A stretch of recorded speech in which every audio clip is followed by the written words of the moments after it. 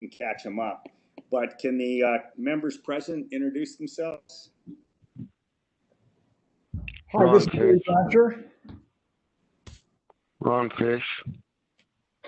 Okay, and with present, we do have a quorum, and can ADWR, who is on there, please introduce themselves. Good morning, Mr. Chair, members of the council and the public. My name is Einav Henenson, and I manage the Active Management Area section. This is Melissa Sykes. I'm the Water Management Assistance Program Coordinator. And this is Kennedy Shepherd, and I'm the Coordinator. This is Natalie Mast. I'm the Program Manager working on the management plans at ADWR. Okay. Staff, you got a number in the council. So. Yes, sir. Okay, and then, because I think, we'll hang on for the public right now, because that'll be covered up here in the webinar logistics. So if you want to go ahead, please, Kennedy. Good morning, everybody. So before we get started, there's just some webinar logistics I want to go over for the meeting. So we ask members of the public to mute your phones to reduce audio feedback. And of course, members, you can mute your line whenever you aren't speaking. Second, since we have a lot of things to get through our agenda today to make sure we get through all of them in the time that we have, members of the public, if you have any questions or comments pertaining to a specific agenda topic, please feel free to type it in the chat box, and we will address them in the order that they are posted. And then during the call to public, you are more than welcome to unmute yourself and address the public if you want to speak. And finally, if you're experiencing any technical difficulties at all, our help desk is available for you, so their contact information can be found on the slide. Finally, this meeting is being recorded, and that includes anything that's going into the chat box. That will be recorded as well. And that is all I have. Thank you.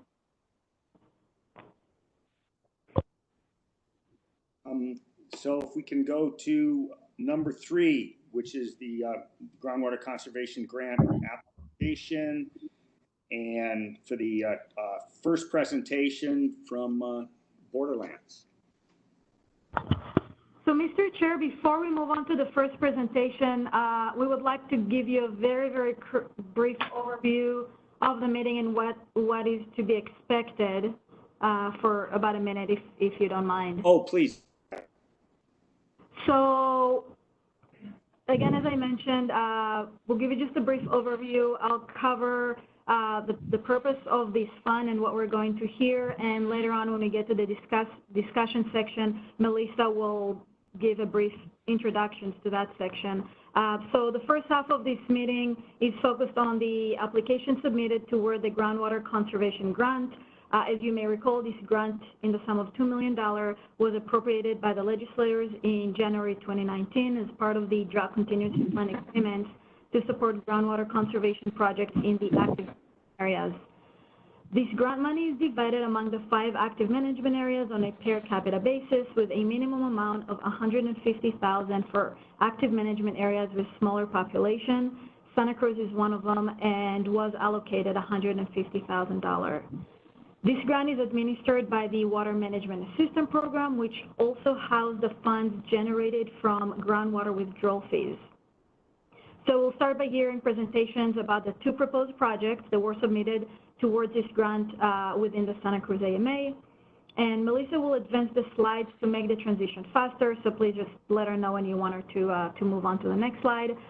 Each presentation will go for about 10-15 minutes, after which GUAC members will have the opportunity to ask questions and provide comments to other members and to the presenters themselves. And that covers the first part of that discussion. If you have any questions, I'll be happy to answer. And if not, we can start with the first presenter.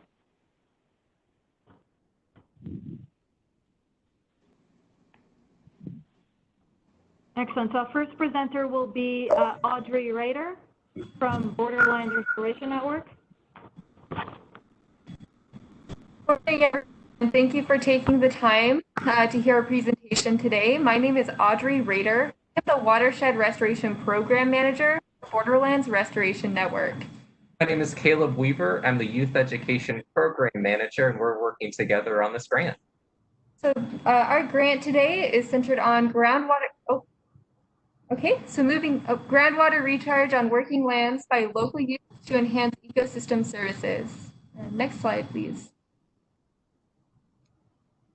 So Borderlands Restoration Network is a nonprofit and a network of multiple organizations. We're partnering to build a restorative economy that rebuilds healthy ecosystems, restores habitat for plants and wildlife, and reconnects our border communities to the land through shared learning. Yeah, we're located in the Santa Cruz AMA2 in Patagonia, Arizona, and this is one of our big areas of where we work.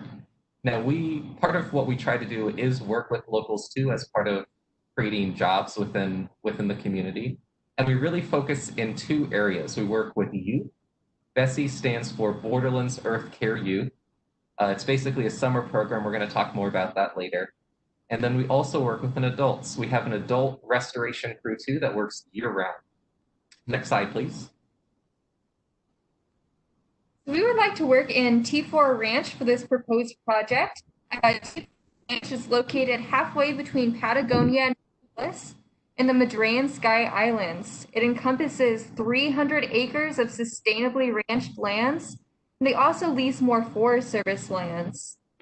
So prior to current management, there was some historic mismanagement as well as some environmental stressors that led to loss of surface flows, erosion, forage loss for cattle, and groundwater depletion.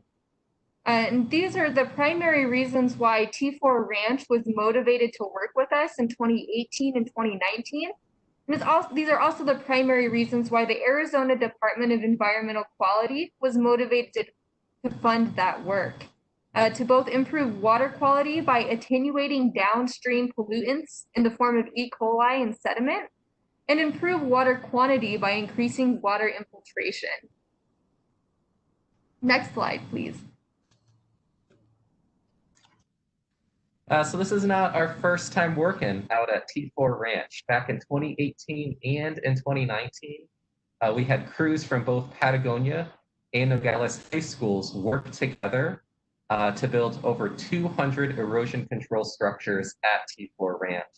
Now, these structures were built mostly in drainages where water collects, and they were made out of native materials that were gathered from the site.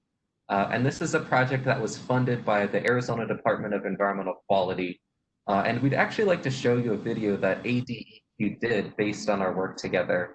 So I think that's the next slide is actually that video. Oh, thanks for pulling this up. Thank you, Melissa.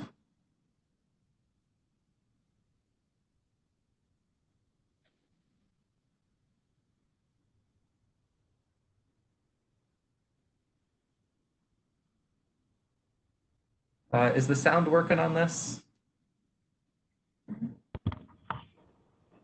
Let us try and see if we can make that work. Thank you. Thank you. Always fun with technology, right? Yeah.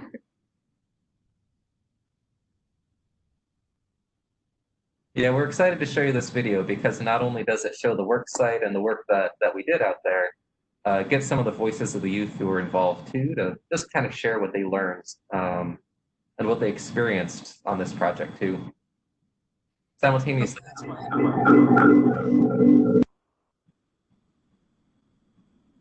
Yeah, we also hear from the land manager in this video too, just to hear his perspective of what this collaboration means to them.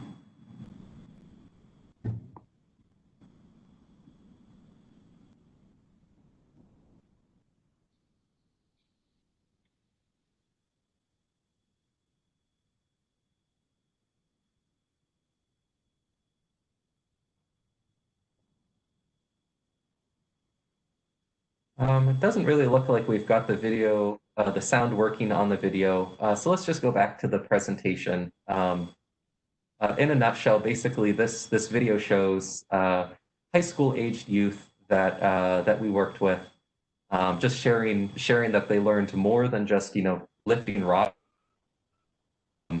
trying to restore the natural world, but they learned that they can be empowered to be the change that's needed to help restore the ecosystem on which we all depend.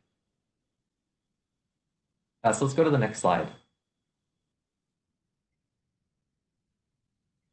So science tells us there are many benefits associated with erosion control structures, and that includes an extended hydrological period, increased soil health at the restored sites, and improved vegetative response across the landscape in response to these erosion control structures. Next slide. With assistance from the Arizona Department of Environmental Quality, we also quantified the direct benefits of erosion control structures at T4 Ranch. So that included over 30 tons of sediment retained. Previous slide, please. Sorry. Thank you. Increased surface water for cattle, as well as increased recharge for groundwater, as well as more grassland productivity for the ranch's cattle. Next slide, please. So based upon these past successes, we want to continue installing erosion control structures in degraded drainages across an additional 100 acres of T4 Ranch, with the addition of mulching and seeding with native grass seeds, which are also identified as good for cattle forage, on the degraded and denuded upland surfaces. Next slide, please.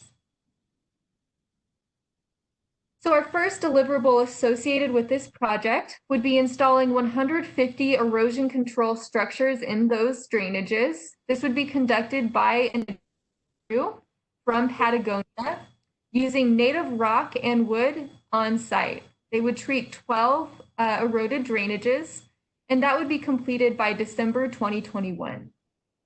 Next slide, please.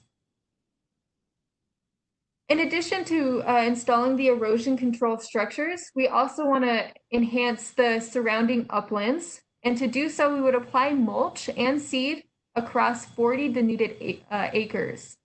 That would be using native seed gathered on site, which would then be turned into seed balls or seed pellets and cast on those barren patches of the soil. And we would then mulch over them to increase seedling success in the area, while simultaneously preventing water from sluicing off the landscape, causing more erosion, more downstream pollutants, and water loss at the site. Next slide, please. So this deliverable here will be the youth. So this is the Patagonia Union High School students that will hire to build an additional 100 erosion control structures on T4 Ranch. Now the 200 structures that were built previously, almost immediately after they were built, they received a 3-inch rainstorm in 45 minutes. And not only did they all hold, but they gathered further sediment and then they grew additional forage grass for cattle. So they basically did exactly what we wanted.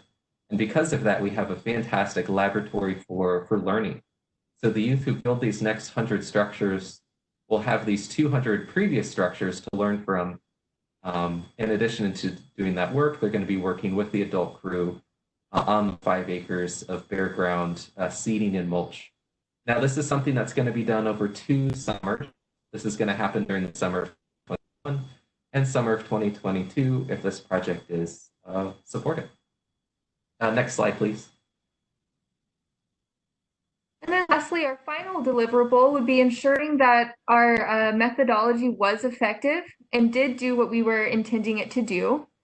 In order to do this effectiveness evaluation, we would use protocols established by Ron Tiller from Arizona Department of Environmental Quality. That would show the amount of sediment detained, which, as we mentioned earlier, has implications for both toxin attenuation downstream, improving water quality, and improving water quantity. In addition to these quantitative measures, we also want to do a qualitative evaluation where we would use the ranch manager's drone to fly over the 12 eroding drainages. He's already done this in the past, so he'd be happy to do this for us again, in order to see again that qualitative difference between this landscape before and after restoration activities took place. Next slide, please. So with that, we would just like to thank you so much for your time today. Thank you so much for your consideration. And also a huge thank you to T4 Ranch for continue working with us and for our past funders. With that, we would like to take any questions you may have. Mr. Chair, before we move on to question, we think we may have solved the video issue, so we'll try and play it right now. Okay, great. Just give us a few seconds here. Did you send it to me DocuSign? I got an email from you, but not DocuSign. Maybe it's just coming. Yeah.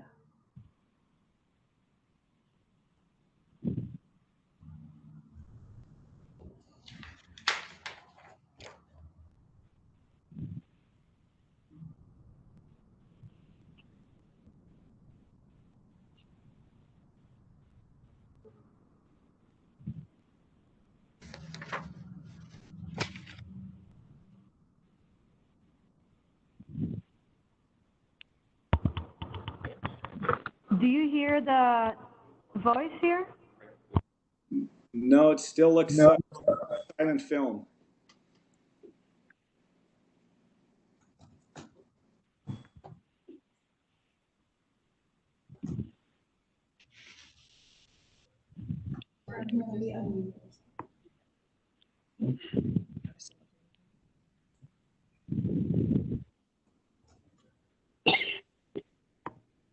Going any further, the step of restoration is really to stabilize the landscape, to help not only attenuate some of the colitis. Do you hear anything now by any chance? More vegetation to be growing in this place. Yeah, I can hear. Yeah. We're doing this with kids. Okay, great. Yeah. Yeah, so out here today, we are building some structures in a ranch. The goal here is to help stabilize some of the landscape that's been degraded. And we're creating structures within these water channels that are creating mass erosion. And we're trying to figure out how we specifically going any further. First step of restoration is really to stabilize the landscape. To help not only the quality of this video is pretty bad on my end. Allow vegetation to. Yeah, maybe what we should do now is just answer any questions that y'all have, and we can share the link with folks in the chat box. Sorry about that. Oh, all good. Technology, who knows? So, yeah, first of all, from the council, do we have any questions? Yeah, you just got it. Ron or Gary or? You know, Gary, I'm sorry, Mark, this is Ron. Yeah. I was very impressed with the presentation orally and paper presentation. I thought it was very thorough. And I got a request I'd like to make that being on this committee the longest, 20 some years, comes with age comes seniority. So I'd like to make a little statement, if I may. Please. Like I say, I've been on this committee for 20 some years, and I'd like to make this statement on behalf of myself and past members of the committee, and hopefully members that are on this now.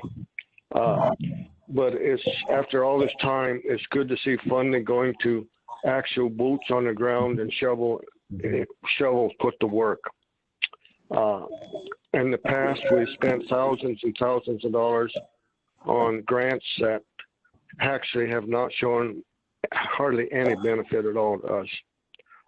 This project will be very beneficial for now and years in the future. I am happy to see that they are dedicated to continue monitoring instead of doing the job and walking away. Hopefully this will be a start to actual benefits, or using our funds to actual benefit to our watershed. This is what we've talked about for years, and finally seeing it happen, hopefully, if we pass this. There's been lots of time and planning and to ensure the project succeeds, and in my view. It's good to see local youth used to help with the project. The only thing I hope is the project moves ahead, that we can use this as benefit by using it to show maybe the newspapers, television, whatever, actually what's finally happening out there on the ground.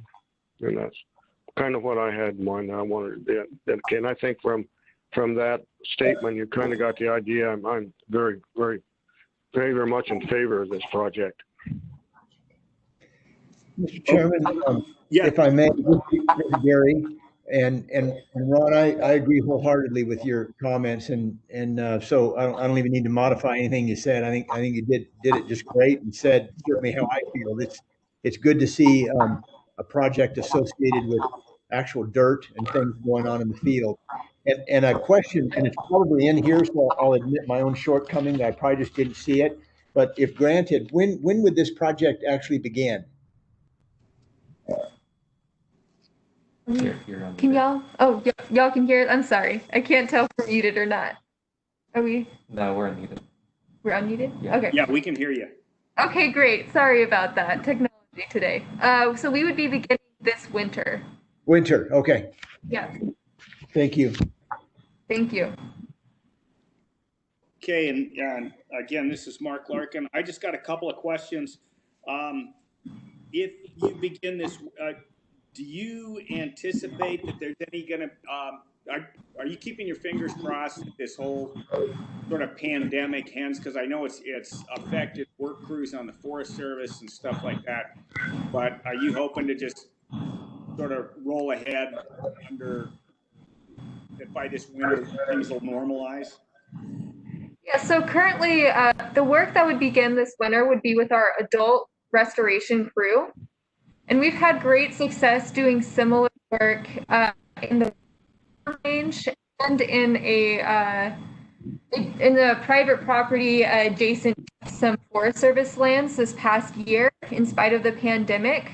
So we take a lot of precautions surrounding COVID-19 when we're working in the field.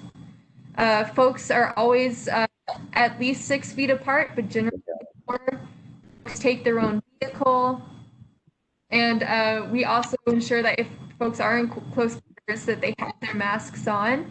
We ensure safety with those practices by giving the crew walkie-talkies so that if they aren't within vision or eyesight of each other, they can have their walkie-talkies and be in constant communication, but their safety is not compromised in the field. So that's kind of the idea with regards to starting right away. Then maybe Caleb can speak a little bit more so towards the youth crews. The adult crew is also pretty small. It's only 3 folks. So it's a little bit different from the youth crew, which is 12 people in the crew. So this summer we had to cancel the youth crew. Bessie, we had to cancel that for the first time ever after years. We are hoping to, of course, do that again, state that again next summer, and collaborate on this project, learning from all of the different, learning all the different things that we learn from schools and from clubs and from and whatnot over the next year, and incorporate safety measures next summer. Hopefully this thing is passed then, but if not, then we'll be ready for it. Okay, great. The other question I have is all the work going to be done on the deeded land that T4 has, or does any go over to the Forest Service or to state land? So it's all on the deeded lands, and it all has already received clearance from SHPO, from NEPA. Okay, great. Thank you. And then if we got no more questions from the GUAC, there been any questions or comments from the public, Kennedy?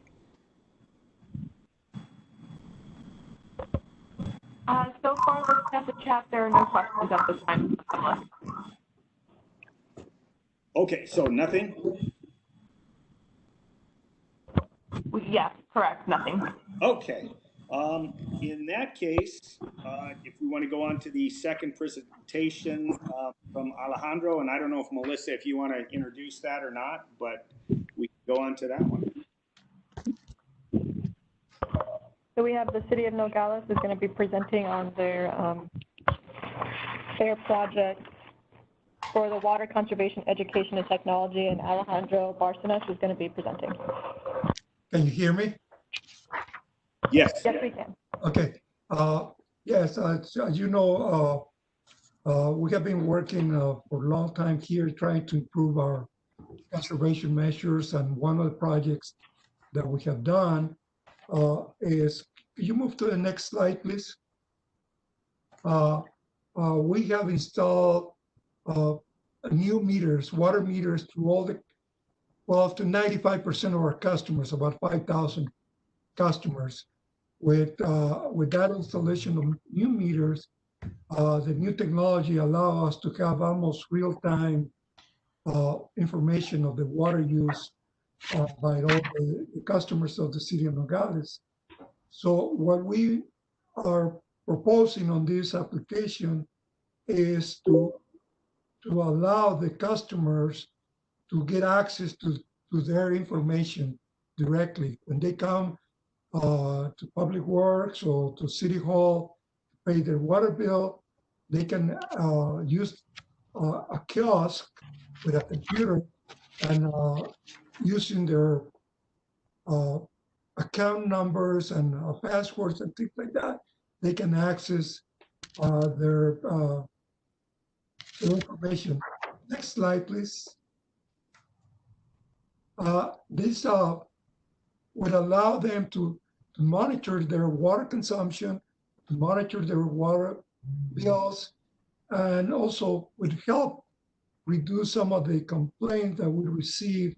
The water customer would say, oh, my bill's too high, what happened, things like that, because they can see almost on a daily basis what the consumption is.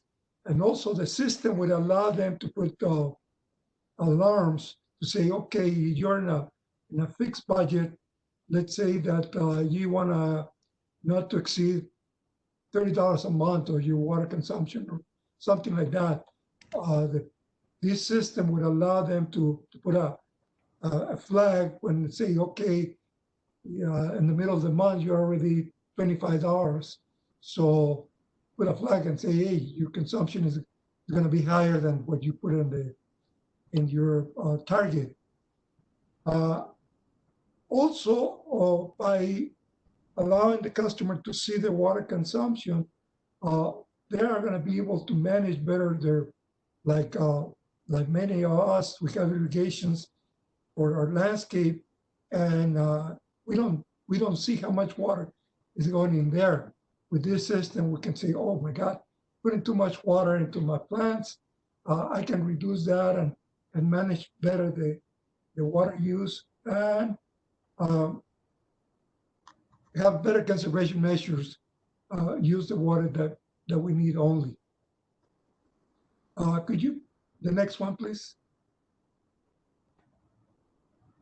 This kiosk, it's a little picture here, a little computer screen that you can go and tap there. Really simple access, so it's not that sophisticated. It's going to be just geared to anybody could handle this without having to have a lot of background on computers or anything like that. And the proposal is to install 2 of those kiosks, one at Public Works and one at the City Hall where the water bills get paid. The idea is that that when they come, for whatever reason they come to these buildings, not only for water, they can say, oh, I'm here for a license or whatever it is, they can go and check their water use, and also it's going to be both in English and in Spanish, so most of our people could use the system. Next one, please.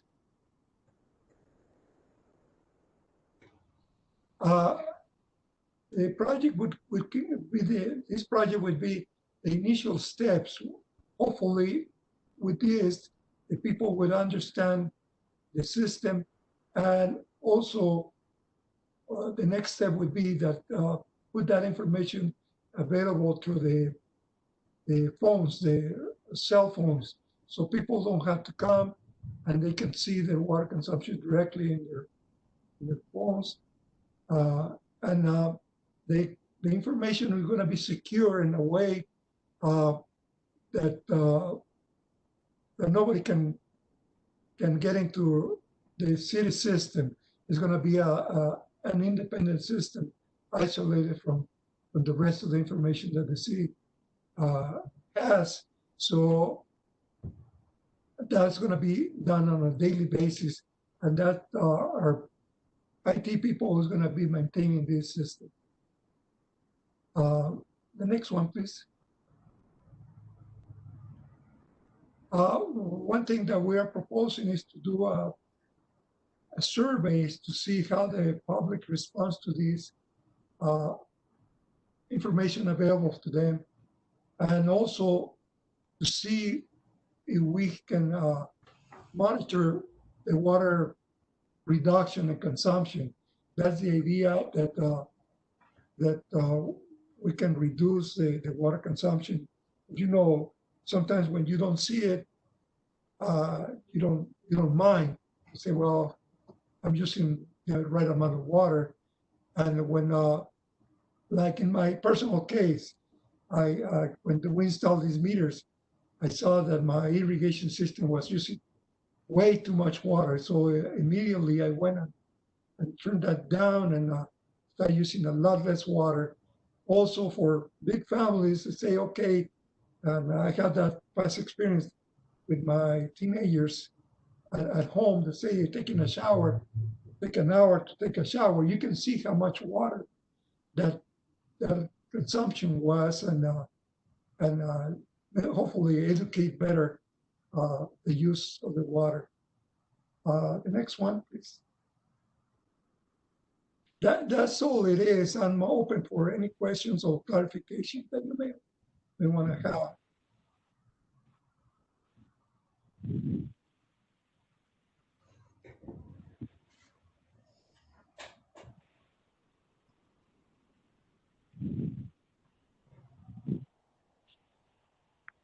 Hello? Yeah, We still on? yeah, I'm here. Okay. Anybody else? Mark, are we still good? Okay. Alejandro, this is Gary Brasher. Just had a couple of questions, if I may. Are you still there? Yes, I'm here. Okay, very good. Thank you. And I know this is probably a real basic question, but I thought I'd throw it out there. I know in reading your summary, you mentioned, the need for this, obviously, which certainly seems relevant.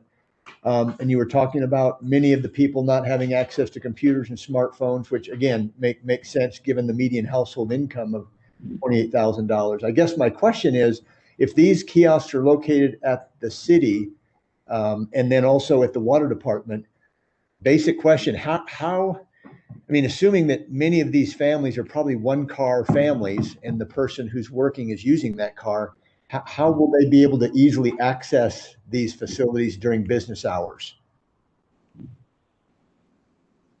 Well, the idea is that the people that are already coming in to pay the bills would have the access to their personal information. So not that we're trying to bring more people, only the people that are already coming in and paying. That's the first target that we have. I understand there's a lot of people that come using public transportation, and they just walk to City Hall or walk to the Public Works building to do whatever business they need to do, and take that opportunity. So the next step is if they have a cell phone, that they eventually could get that information directly in their cell phone, and they don't have to come to any building. Okay, and then so most of the people that pay their water bills for the for the city actually come into the department and pay them? They don't mail them or anything? We have a large portion of the users that they come and pay directly Got it. at the building. But yes, you're right. There are, especially now with the situation that we are on with the virus, there's more being mailed in. But the idea is that even if they don't come to pay the water, they come for different reasons to City Hall to get a license, to deal for a problem, whatever. They can take that opportunity to use the system. Okay. And then just one last question, Mr. Chairman. And I assume you mentioned it'll be in English and Spanish. I'm sure there'll be like a tutorial on that computer to help them know how to use it. I mean, I know sometimes those things can be, it's like I admit, and I'm ashamed that sometimes even using the scanners at Walmart get me confused. So I assume there'll be some process they walk through a step-by-step of how to use and access the information. Yes, that's correct. The idea is to have some kind of menu that you can say, okay, what you want to do, and then guide them there. And also, we're going to probably in the initial phase of this, if this gets funded, have some staff helping with the process to help people. Very good. Thank you, Mr. Chairman. Thank you, Alejandro. Okay. I got one question. Yeah. Alejandro, and it was probably in the bulletin, but it slipped my mind. This information that they can extract from your computers there at two different places, that'll show both water usage and what the cost of that usage has been. That's correct. Because water is the most important, but money speaks. So. Yeah, I know. And that's the idea, that the system would allow them to see how much their water bill has been, and what the water use translate to money. That's the idea, to say, okay, your bill is really high because you use this much water. So they can relate, because, when you receive the bill, you see the money, you don't see the volume that you use. Right. Yeah, and I think eventually, if you can get it to where they can log on it from home with their phones or whatever, I think it'll even be more beneficial than that, because how some people are there, kind of backward, like me, backwards, or not too sure about just going in and doing something like that. But if you can log in from home just whenever passes your mind, it passes your mind. Yeah, the system that we have installed is capable of doing that. It's just the implementation that, with all this problem, we haven't been able to move forward as fast as we would like to. Oh, sure, you understand that. You can't expect to do everything overnight, that's for sure. But it'll work ahead. But I think it's a good project. Hopefully, the people will, log on to it also and utilize it. I think that's where the benefit will come from. Okay. That's all I had. Okay, yeah, and I got a few in here, Alejandro, and I apologize if it was actually in your the written materials. I was just able to download that stuff where it would stick this morning, so I haven't had a chance to read it. But one of the questions I have is this program only going to be available to the people where you've installed the new meters? 5,000 meters that we have installed, they all meters that we don't have replaced yet, they would not have access to this until we replace those meters. Okay, and then can I ask one question pertaining to your question, Mark? Sorry, sure. That's a good. What percentage of the meters have been changed out, and how many have you got to go, and how long before you think that'll happen? Yes, we have about 6,000 meters. From those 6,000 meters, we have about 300 that are public buildings, and the rest is the meters that we need to replace. And most of these meters are really difficult to install. We have a challenge with that because some of the meters, they're inside of private property. Some of them, they are under some constructions that people have done through many, many years. The meters have been in place. We have replaced some that have been in the ground probably 40 years or more. So, matter of fact, we removed one that I'm saving for the museum from the courthouse that was probably from the late 20s.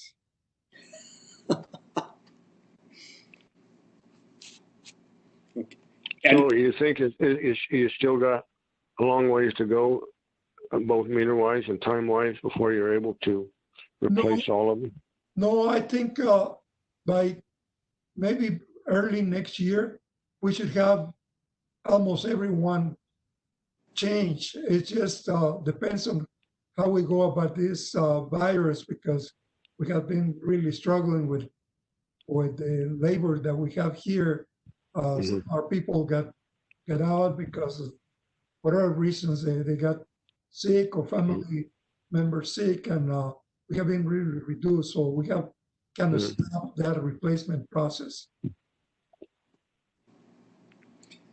That's good. A couple of questions. Do you have any kind of guess, or does the city have any target on how much water savings they think this is going to result in? I don't have a target, but my wild guess is that if we can save at least 10-15%, it's going to make a big difference in the water consumption. Even though that just installing the new meters, I have seen in this year's, the last year's report, that we reduced our water use at least 10%. Okay, that's definitely significant.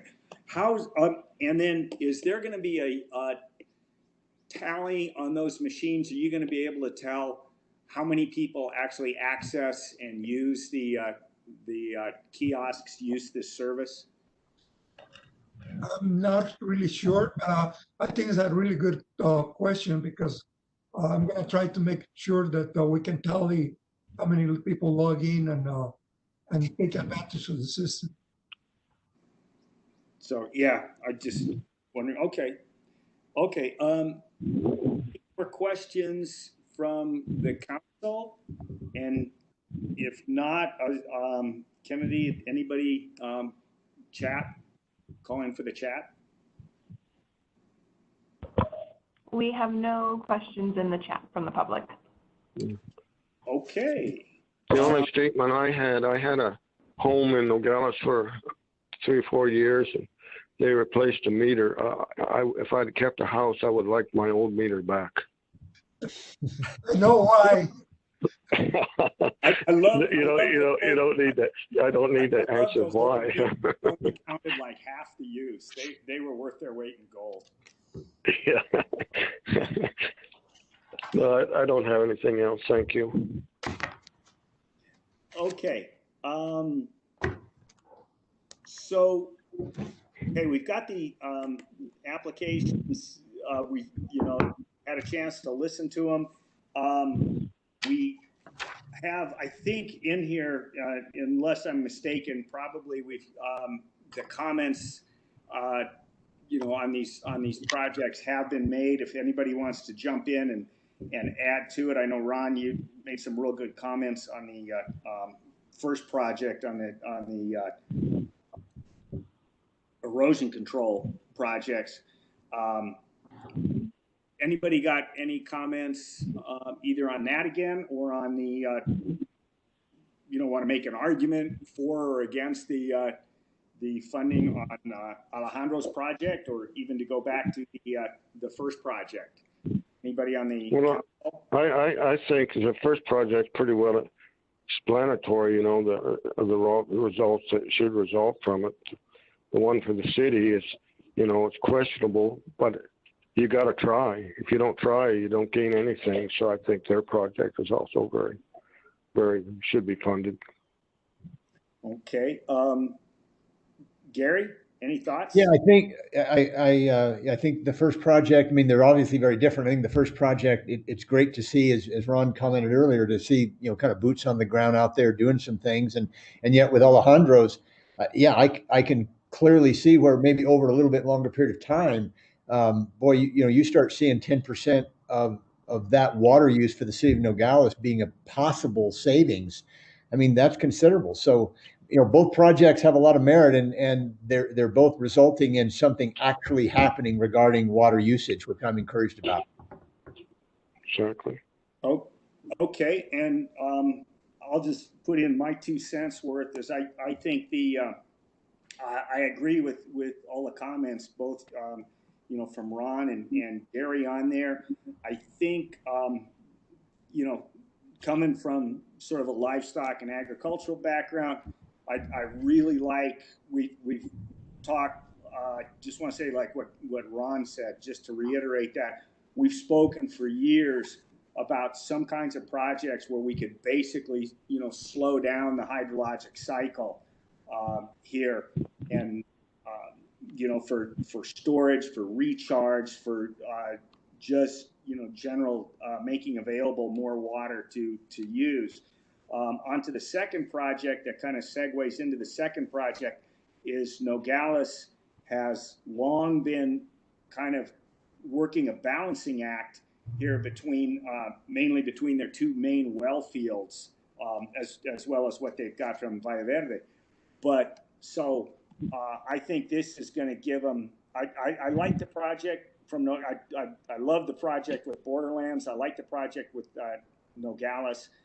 I think it's going to give them more information that they need to be able to continue that balancing act between their well fields. So I'd be in favor of both projects, and then and funding both projects. So we've anything from the public, Kennedy?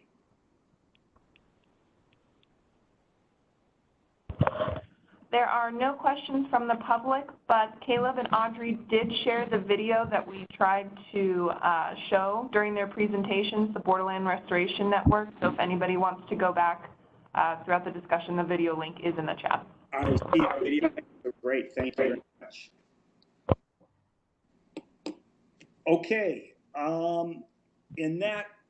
with that going, we're going to look at both these projects now.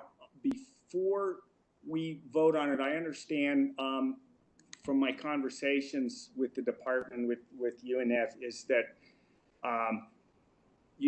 the budget we have to play with does end up with a shortfall if we fund both these projects of almost $12,000.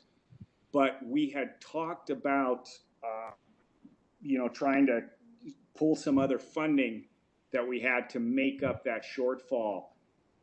Can you let the council know, what that other funding possibility is and where it would come from? And I guess I would ask whether, after you do that, I'm going to ask whether we do a separate vote on that. So if you want to explain that a bit, and that would be great. Thank you, Mr. Chair. So yeah, as you can see on the screen, the table that Melissa pulled up, and she's actually just writing some of the comments that members made in case members would like to get back to it in the voting section. But you see that the amount requested for Borderland Restoration Network is about $105,000, and for the city of Nogales is about $56,500. Altogether, as we mentioned in the beginning, we have $150,000 from this grant that was appropriated.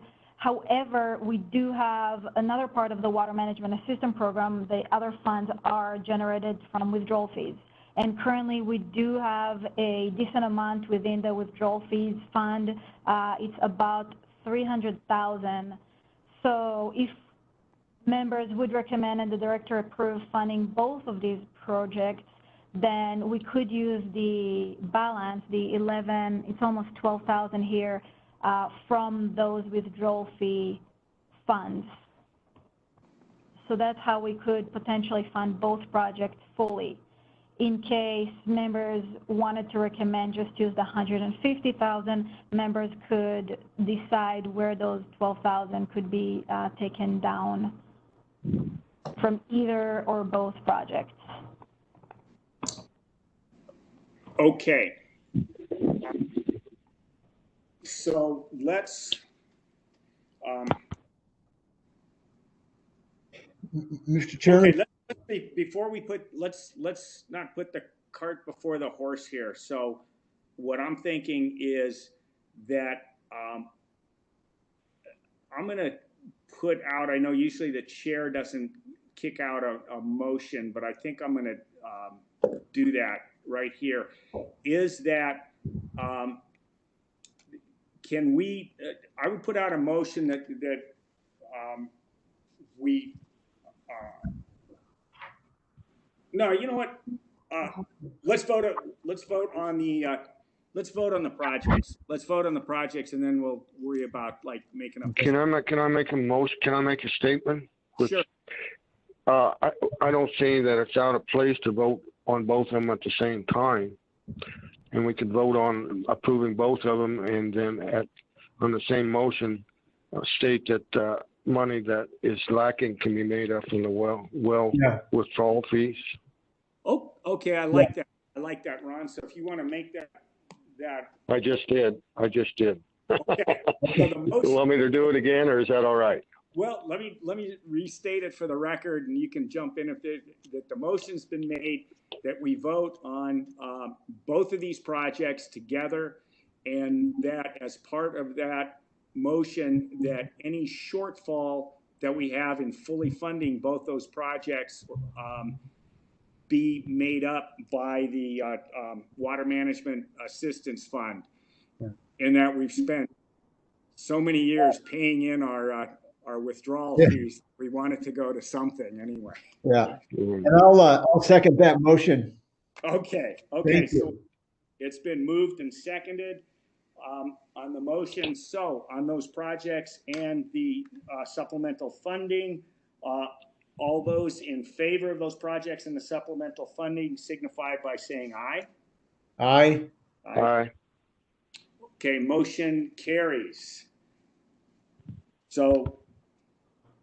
And then, Mr. Chairman, I'd be happy to present a motion then for any shortfall in the budget for both of these items that were just approved, specifically in the neighborhood of $12,000, be funded from our water withdrawal fee budget that we have.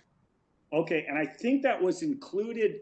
That was included in the motion. In the motion. Okay, very good. Okay, so at least that was my understanding of it. If not, we're going to look pretty silly. So ask the one that's taking the motion down.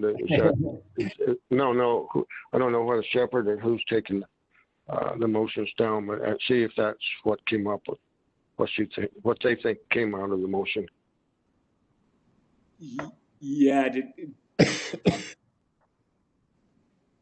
I guess, yeah. So for disinterested observers like DWR staff, did that motion make any sense? Yes, so Mr. Chair, members of the council, what we have is that the motion was made to recommend approval of both of those projects and fund the remaining 12,000 from withdrawal fees that we currently have available. That's it in a nutshell. Very good. Excellent. And the motion was carried unanimously by the 3 present members. Okay. Excellent. Okay, so our next one is we're moving on to the fourth management plan. So time flies, I guess. And I get that's Natalie. So Natalie, if you'd like to fill us in on the draft of the fourth management plan. Sure, thank you. Thank you, Chairman Larkin and members of the council. Thank you, I think, Melissa, for bringing those slides up for me. I appreciate it. My name is Natalie Mast. I am the program manager working on the management plans at ABWR. And thank you for having me today. We are very excited. So the draft Santa Cruz AMA fourth management plan was an initial draft was published at the beginning of June, and we are very excited because this is our final fourth management plan. So once we have this one done, we will have completed the adoption of the remaining fourth management plan. So this is a big milestone for us. If we could go to the next slide, please. We will be going through several items today. I will be covering obviously kind of where we are, what the management plans are, where we are on the management plans, and I'll also provide an update on the fifth management plans as well. So if we could go to the next slide, please. First, I'll provide a little bit of background on the management plans. It's been a while since since we talked about management plans in a lot of the AMAs. So for the benefit of kind of the members of the public, provide a little bit of background on what the management plans are and what role they play here. If we could go to the next slide, please. The management plans were created under the 1980 Groundwater Management Act. The Groundwater Management Act was passed with the intent of helping to curb severe groundwater overdraft in several areas of the state. That law created a kind of tiered additive structure for groundwater regulation across the state. There are certain provisions, such as the registration of wells, that apply statewide. A slightly higher level than that is the irrigation non-expansion areas, where the expansion of irrigated acres is prohibited. And our highest level of groundwater regulation is inside the active management areas, where we also have withdrawal fees that you all just talked a bit about, management goals, management plans, and mandatory conservation programs. So if we could go to the next slide, please. Each active management area does have a goal. 4 out of our 5 active management areas have a safe yield type of goal, meaning that AMA is working toward a long-term balance between groundwater withdrawals and recharge.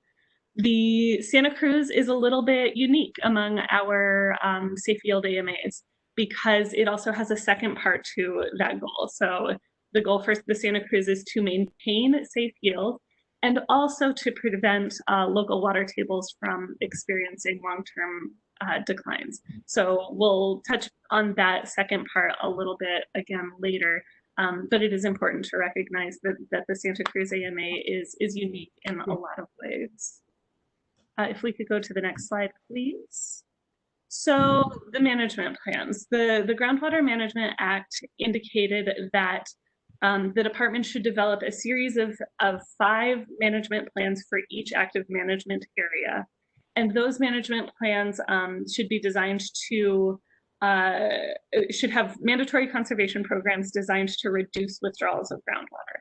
So this reduction of withdrawals of groundwater thing is something that's really our guiding principle here.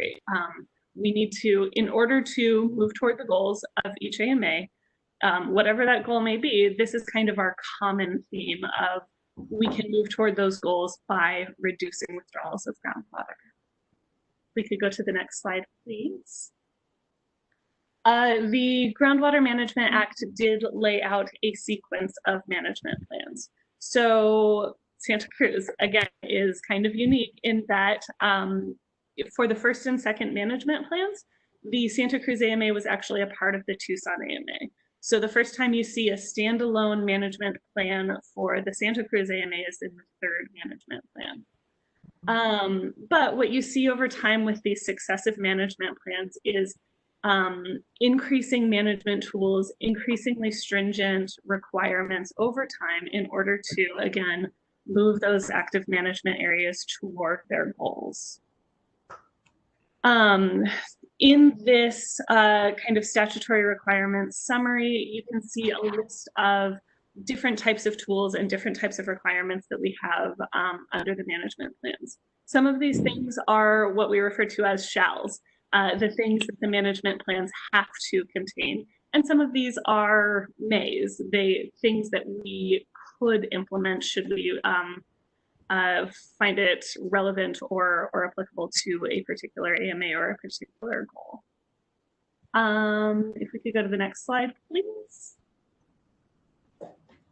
The management plans themselves contain a very broad range of background information, regulatory information, historical information on water use in a given AMA. What you'll see in the 4 MPs, in the 4th management plans, is that at the end of each regulatory chapter, there is an italicized section. That italicized section is really your most important piece of the management plan. That is the legally enforceable language for those conservation programs. That italicized section is the mandatory requirements that make up the management plan. In most of our AMAs, you'll find that legal regulatory language in chapters 4, 5, 6, and 8. So that's agriculture, municipal, industrial conservation programs, plus some requirements around storage and recovery, water storage and recovery. Again, the Santa Cruz AMA is a little bit unique. The statute actually indicates that we shall include some well spacing, additional well spacing requirements for the Santa Cruz AMA. So those requirements can be found in some regulatory language at the end of chapter 10. So that's why chapter 10 is bolded here to just call attention to the fact that that language there is unique for the Santa Cruz AMA. If we could move on to the next slide, please. So we do have mandatory continuing conservation programs for each sector in these management plans. All of your information for agriculture can be found in chapter 4, municipal is chapter 5, industrial is chapter 6. So these conservation programs contain the regulatory requirements related to water use for each of those sectors, and also information about reporting requirements, conservation targets, flexibility provisions, and all of those additional details associated with those conservation programs. If we could go to the next slide, please. So where are we with the management plans? I've been talking a lot about the statutes. The statutes defined a series of 5 management periods for the management plans, and the intent was that each management plan would be effective for its corresponding management period. As I'm sure many of you know, we are behind on those plans, but we are actively working to complete the remaining 4th management plans and develop the 5th management plans at the same time. So in March, we did complete the adoption of the Phoenix 4th management plan. We also in March published an initial draft of the Pinal 4th management plan. And as I mentioned earlier, in June, early June, we published an initial draft for the Santa Cruz 4th management plan. So we are intending to complete the adoption of the Pinal and the Santa Cruz 4th management plans by the end of 2020. Yeah, so that's the timeline we're working on. We also at the same time have created a management plans work group to work on the research and development associated with the 5th management plans. And I'll touch a little bit more on the details of that in a few minutes. If we could go to the next slide, please.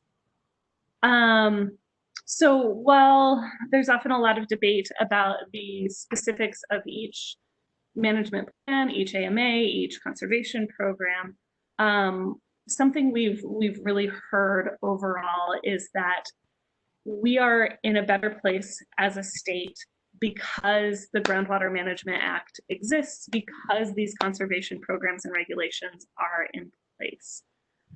If we could move to the next slide, please. So this chart, I know many of you have seen before. This really focuses on a statewide scale. But what it shows is that after that Groundwater Management Act was passed in 1980, you can see that the blue line starts decreasing. At the same time as we saw that kind of transition in the directionality of water use in the state, the population was growing significantly, and our economy, our gross domestic income, was growing significantly. So that's really what this chart shows, is that we've had really significant water management success as a state, at least partially through the adoption of the Groundwater Management Act and the creation of the Arizona Department of Water Resources. If we could go through the next, or go to the next, sorry, next slide, please, thank you. The management plans, as I've kind of detailed already, are something that really plays into some of this water management success. With each successive management plan, you see an incremental tightening of those conservation requirements. And something we've seen in the Santa Cruz AMA and across the AMAs is that this has really led to increased conservation over time in each of the AMAs. So in the example of the Santa Cruz, we have a chart showing your municipal gallons per capita per day here. So at a time when population was really growing pretty significantly, we also had a decrease of about 26% in the average GPCD over time. So it's really important to reflect and see some of these successes over time in order that we can better understand how we might move forward. If we could go to the next slide, please. So, oh, I'm sorry, that title obviously was a typo. I apologize for that typo at the top of that slide there. So this is obviously the Santa Cruz AMA water use. What we're showing here is on the left side of the slide, we're just kind of trying to show some of the characteristics of the Santa Cruz AMA. So the Santa Cruz AMA is small. When you look at Santa Cruz AMA water use as compared to your statewide water use, your total AMA water use, it is a very small proportion, but has a lot of unique issues and things that go into making the Santa Cruz AMA a really interesting and complex place to manage water. So there is, so agriculture is still the most dominant water demand in the Santa Cruz AMA, and that's followed by municipal and then industrial demands, which industrial demands make up just a small portion of demands in the AMA. If we could move to the next slide, please. So this slide shows groundwater use specifically. So the previous slide was total water use. This slide shows just groundwater use. So the slide chart on the left shows statewide groundwater use with the top darkest blue line. The middle green line is total AMA groundwater, and then the bottom light blue line is the Santa Cruz AMA groundwater use.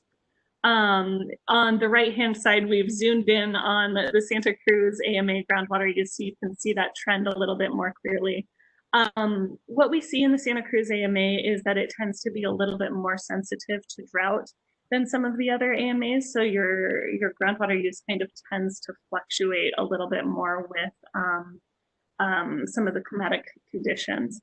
However, we have in our most recent years seen some decrease in those total groundwater demands in the Santa Cruz AMA.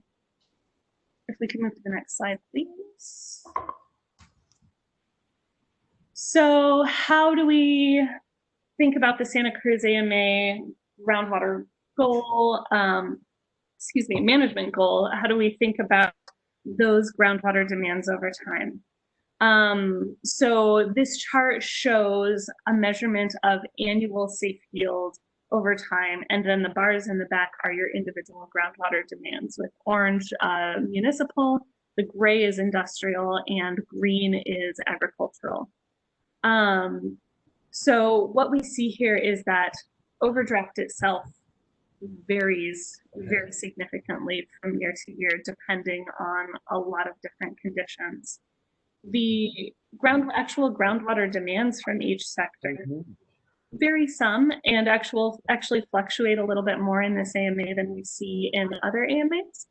But the degree of variability in overdraft in this AMA is really driven a lot more by natural conditions than it is in some other AMAs. Managing water again in this AMA becomes a little bit more difficult because it's somewhat more driven by some of those natural influences rather than actual groundwater pumping. That's not to say that there's not improvements to be made there on the demand side, but also that managing water supplies in the Santa Cruz AMA is just a very complex thing. If we could move to the next slide, please. So with that, I'll go ahead and provide a little bit of information on the differences between the third and fourth management plans. What we're looking for here, what we've seen kind of looking from the past and thinking about the future, we want to start thinking about how do we make progress. We understand that we are entering the drier future. And so we wanted to start introducing some incremental changes into the fourth management plans in order that we could, in order to open up a bigger conversation about those conservation programs for the fifth management plans and start to make bigger conservation swings under the fifth management plans. So if we could go to the next slide, please. So the fourth management plan contains a lot of updates. We updated background information, water budgets, maps, hydrology information, and we also included a number of new provisions in the fourth management plan. If you could go to the next slide, please. So some of the new requirements are about data. Additional reporting requirements to provide ADWR additional data to better analyze the existing conservation programs. A provision related to audits of that data in order to ensure that that data is of good quality and is reliable for us to use. And then because we want to make sure that we're being transparent about the use of that data, we have also expanded upon an existing conservation report and will be on at least a 3-year cycle, providing a report of the effectiveness of all conservation programs from all 3 sectors, and also an analysis of progress toward the goals in all 5 AMAs. So if we go to the next slide, please. So this is just a little bit more detail on that conservation progress report that I just mentioned. So there is an existing report required by statute to be published every 3 years, but that existing report was focused only on the municipal programs. So we wanted to expand that report to include the other conservation programs and make sure that we're doing a better job of communicating either our successes or our need for improvement, and also tracking how we are moving toward the goal in each active management area. We could go to the next slide, please. In addition to those reporting and data types of changes, we have also introduced a suite of program changes for the fourth management plans. Our goal here was to include changes to all 3 programs, because all sectors have a role in contributing toward moving toward the goal. And also to introduce small incremental changes to the remaining fourth management plans, Phoenix, Pinal, and Santa Cruz, in order, again, to open up bigger conversations about conservation for the fifth management plans. A detailed summary of these changes is available with the draft fourth management plan on ADWR's website. It's posted in the same section as that fourth management plan. It's just a one-page overview of what the change is and where exactly in the management plan, which pages or sections you can find it. So there is a detailed overview of these changes posted on our website. As kind of a summary, for the Santa Cruz AMA specifically, some of these actually don't impact you as much as some of the other AMAs. So where you see, so there is a requirement for irrigation districts to either comply with 10% lost and accounted for water or to line their canals. For the ag-based program, you'll see a line referring to a high water duty adjustment. This is a provision in the statute which allows ADWR to reduce the top 25% of water duties by up to 10% within a whole suite of limitations. When we analyzed the Santa Cruz AMA water duties within those limitations, there were not actually any rights that were eligible for us to change under that statutory provision. So that provision will not apply in the Santa Cruz AMA. There are some changes to the agricultural BMP program, increasing the points targets and adjusting some of the points in the individual categories. But again, there are not actually any BMP farms in the Santa Cruz AMA, so this does not have any on-the-ground impacts in this AMA. In addition to those agricultural changes, there are also changes to updates to the GPCD and non-per capita programs for the municipal sector. In the non-per capita program, we did increase the points targets for each tier, and also adjusted the points of values associated with individual BMPs to incentivize those BMPs that we see as being providing the most water savings or providing the most efficiency for that program. And finally, there were also some adjustments to the turf program in the industrial sector, making some changes to how turf application rates are calculated for turf-related facilities, and also applying, expanding the limitation on turf acreage to more types of facilities. So previously there was a limitation for golf courses that they were limited to 5 acres per hole. So we are now expanding that kind of 90-acre limitation to more types of turf facilities, including parks and HOAs and those types of turf facilities. So if we can move to the next slide, please. So we are working toward the adoption of this fourth management plan. This is an initial draft, so we're kind of in a phase of gathering some informal comments, getting feedback from both the GUAC and from the regulated community. So if we could go to the next slide, please. I know this text is a little bit small, but according to the statute, the role of the GUAC with regard to the management plans, this kind of highlighted blue area says that the GUAC should comment to the area director and to the director on draft management plans for the active management area before they are promulgated. So that's what we're here to request today.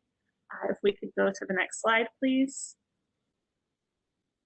So we are seeking written recommendations from the GUAC on this initial draft Santa Cruz AMA fourth management plan. The draft was published at the beginning of June. Again, we do have that detailed overview of the changes available on our website, and we are requesting that GUAC members and members of the stakeholder community, the regulated community, submit comments and any questions to ADWR, to the AMA Director, Ina Penninson, by July 24th of 2020 of this year. This timeline would allow us to start the legal adoption process, the promulgation process in August. And if we could go to the next slide, I can provide a little bit more detail on that timeline. So again, the initial draft was published in June. Throughout the months of June through the beginning of August, we intend to take both GUAC and public comments. We'll use some of that time to work with the individual commenters and the regulated community to help refine and clarify those comments and incorporate what we can into the draft fourth management plan. So then toward the, make sure I have my timeline correct, around the middle of August, we would intend to publish an updated draft incorporating some of those comments that we've received. We would publish an updated draft in the middle of August and then issue a promulgation order which opens the formal comment period for the management plan. After we issue that promulgation order, we have to, the hearing has to be at least 30 days after that. So we would have a hearing then in mid to late September on this fourth management plan. That hearing date does close that formal comment period at 5 p.m. on the date of the hearing. And after the hearing, the department is required to issue findings and could move toward the final adoption of that plan at that time. If we could go to the next slide, please. So I'll run through just really quickly kind of an update on the fifth management plans, and then I'd be glad to take any questions on all of this. I know I'm providing a lot of information here. So as I mentioned earlier, we do have a concurrent process where we are working on the development of the fifth management plans. So last year we did create a management plans work group to be a stakeholder forum for the development of those fifth management plans.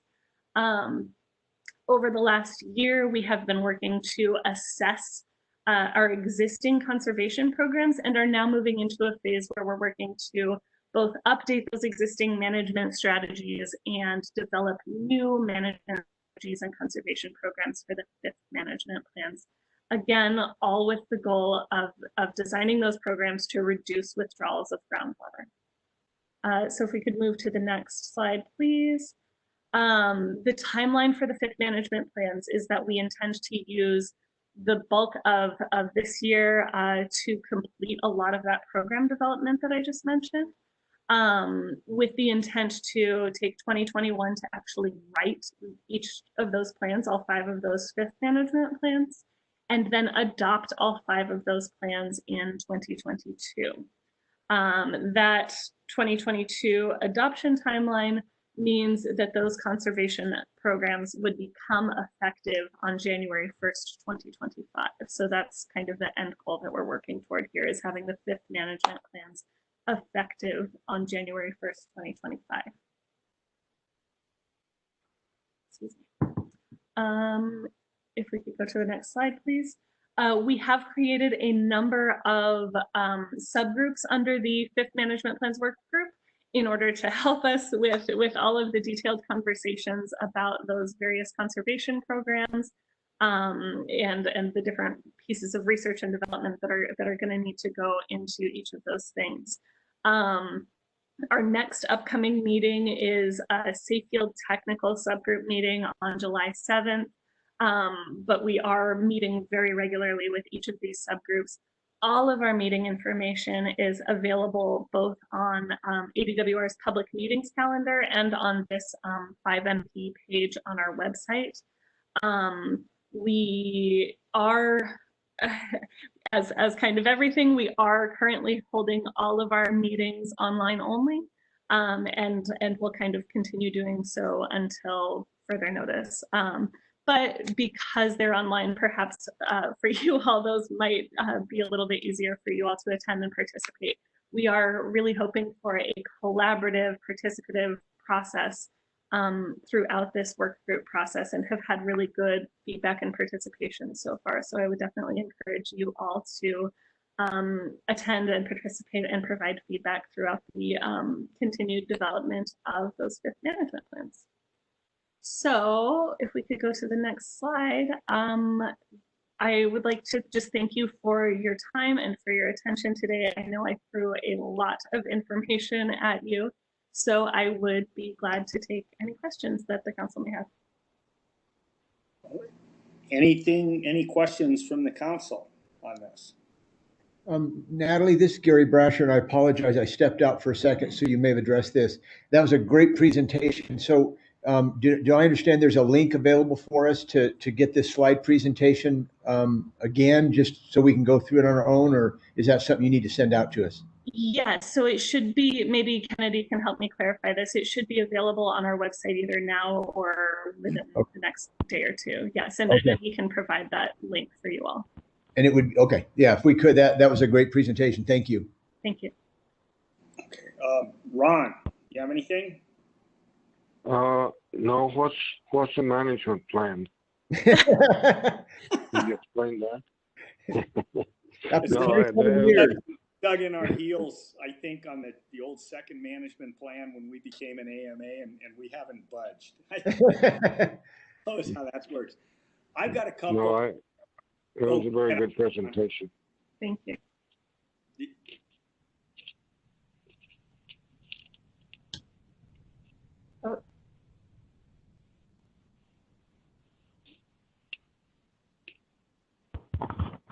Mr. Larkin, if you still hear us, it seemed like you have poor connection. So maybe we'll give you another few seconds to get better connection here. Seems like you had a few questions.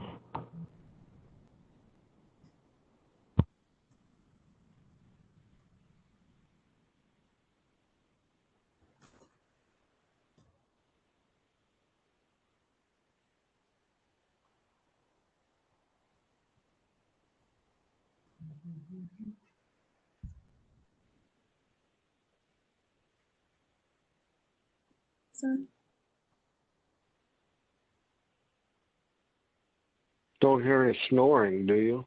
It seems that his connection is poor, so his microphone seems to be disconnected. Mr. Larkin, if you hear me, maybe you can disconnect and connect again. That sometimes helps.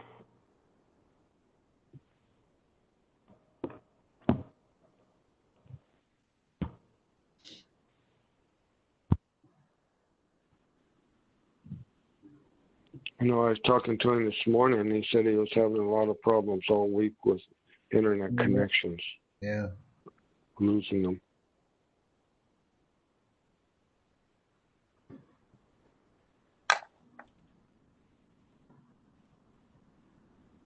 While we're waiting for Mark to get back on, were there anything in the chat room from the public?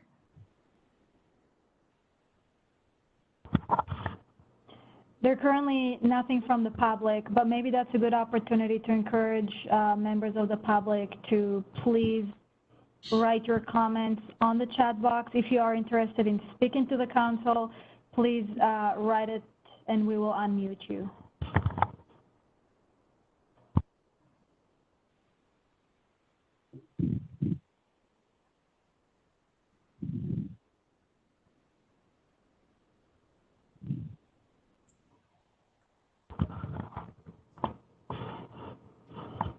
Mr. Brasher, we seem to be somewhere in the middle of our, we're actually gonna probably be done earlier, but maybe we can take a couple of minutes break and I could reach out. Sure. Why don't you do that? Yeah, let's give Mark a chance. I know he had a couple of questions. So I've got, what, 10:35, is that about right? Yes, sir. You want to say we'll take a quick break to 10:40 and give everybody a chance to stretch their legs and for Mark to maybe get reconnected? That would be perfect. If he doesn't get connected on his internet, he was telling me he also had the same phone number that I used to connect with you. Okay. So I don't know, maybe if we don't get get him back on, and we can call him on his regular phone and tell him to use that phone number to get back with us. Okay. Very good. Well, why don't we take a 5-minute break and we'll just come back at say 10:40 and see if he's with us. Okay. Excellent. Thank you.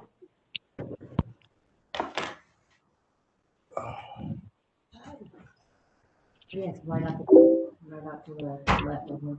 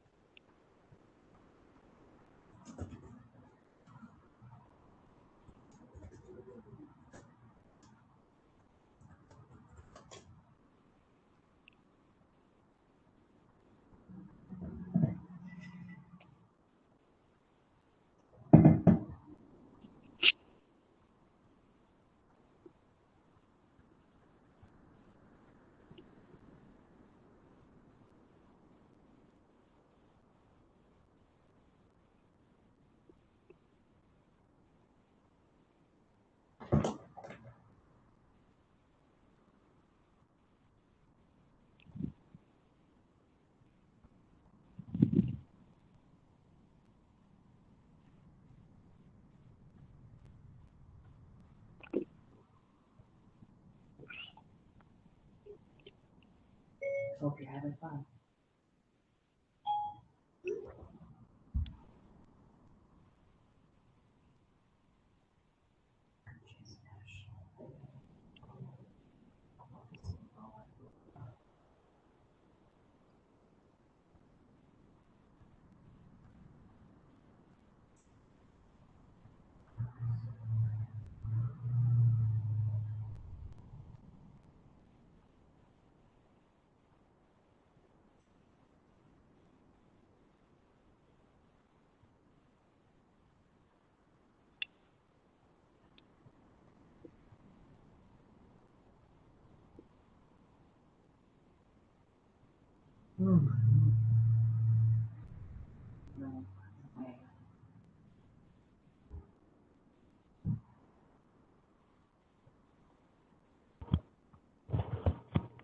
Mr. Larkin, this is a, do you by any chance hear us now?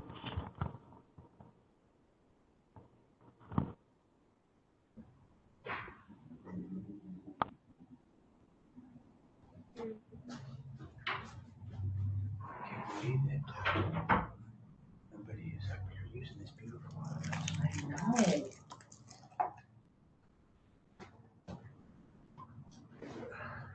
Can I ask a question while we're waiting? Sure. Have you had any notice from the committee that reappoint the governor's people, you know, commissions for the commissions? I mean, I don't even know whether they received mine or not. We've been told that they're working on that, so I hope things will move very soon. But unfortunately, I don't have further information than the. They don't. Yeah, they don't notify whether they were received or anything like that. Yeah. How about you, Gary? Have you ever got any notification? No, in fact, I think there was a little bit of I had sent in my what is it, waiver of conflict or something form, and I guess for some reason they contacted me and said they never got it, so I sent it in again, but I don't know if they received it that second time or not. So I hope we're on track. Yeah, it's a good question. Well, that's a good question there. I didn't send in any waiver of conflict with the application. I just sent in the reappointment application. So I never heard of it. Oh. Any word from Mark yet? Anybody? No, nothing. Nothing. Okay. I'm gonna try and calling him again, just okay. To try. Very good. Mark may be talking away, thinking we're all listening to him. He must think that we're just amazed by his eloquence or something. Technology.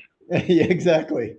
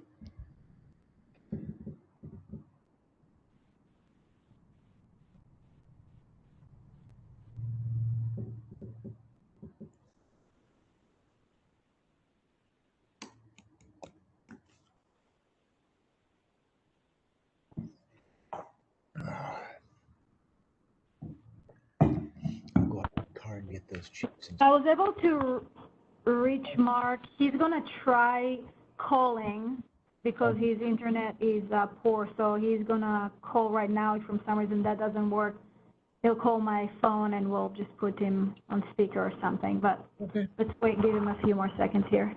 Thank you. Sure.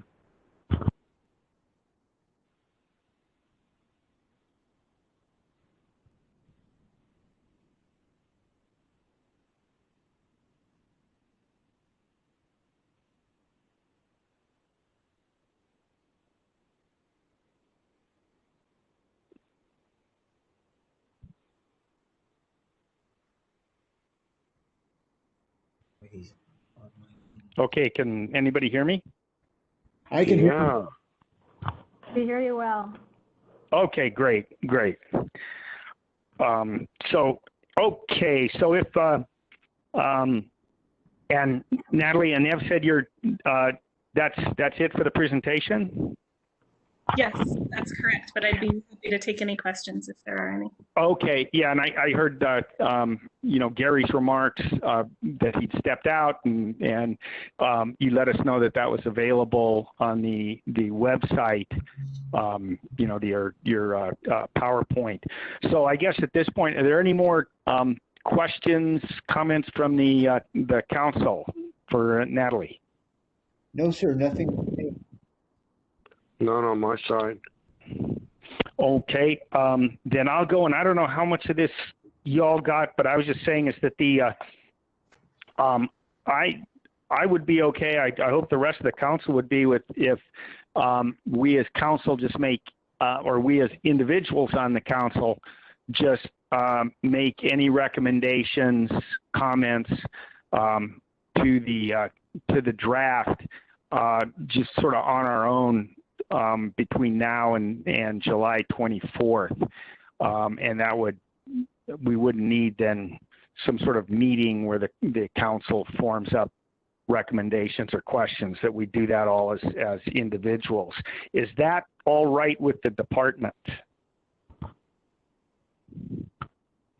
Yeah, that would be perfectly fine. Okay. And is that okay with any of the council members? Are they okay making comments as individuals? Yeah, I'm Okay. Okay. In that case, I did have a couple, no, I don't. If we can do this, and right now, so I imagine in the fall, we would have either a virtual public hearing or a really honest to God public hearing at the end of the process. Yeah, so the statute does require that the hearing take place in the active management area in question. So there would be what we're kind of planning for those hearings, obviously, is not necessarily encouraging a lot of in-person participation. So we will be encouraging the webinar component. We will allow full participation through a webinar format for those hearings. But we will also, we're still working out the details of exactly how it will work, but we're looking at something like allowing in-person participants by appointment or a limited number at a time, or something along those lines. Okay. Okay. Actually, I think that would probably work down here. Limited number would be just, that would probably work down here. But, okay. Limited numbers, but if the situation is still the same, then I have to make sure some way that whoever's entering is safe to enter, you know. Well, you mean they keep us old people? They keep us old people out? Yeah. I mean, well, like our school board meetings now, we have to be very careful about. We're doing that, limiting how many can come in, but then we also have to make sure that whoever comes in is not packing something besides a gun, you know. You know, yeah. I mean, at the jail, they're taking our temperature every time I go into the jail. Yeah. So. Yeah, and okay. we're still kind of working out the details of exactly what the different safety measures and requirements for those hearings will be. So we'll communicate that as those are next. Okay. At that point, I guess I will make a call to the public if we have anybody on, or if there's been any more comments. Kennedy? There are currently no questions or comments from the public in the chat at this time. Okay. And does the council have anything else? Nothing from me. No, not at all. It's a good meeting. I think we covered a lot. So. Sure did. Yeah. Okay. Ready to go home. I am home. I don't have to go home. I am home. Okay. From the director, do we or the director's agent, I guess, in this case, do anything else? No, we have nothing else. Thank you so much for all your comments and discussion over the projects and the management plans. We appreciate your participation. Thank you. Thank you. Okay. In that case, I'd just like to make one comment. Is sure. That as we get into having to approve some of this stuff, or we certainly need to have that fourth person on the commission or be reappointed, because we'd been in trouble today if one other person hadn't showed up. I mean, it's hard to come up with this quorum with just 4 people. Yeah. Yeah, or if I'd have lost the internet connection partway through, and there'd have just been 2 of you left there. So for on any of the votes. So right. Okay.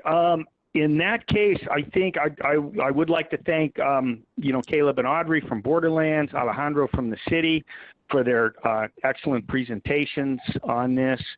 And Natalie, again, thank you very much for yours, and to all the DWR staff, and also anybody, all of the public who, took the time and effort to, keep an eye on us and be involved in this. Yeah, I'd like to thank you all.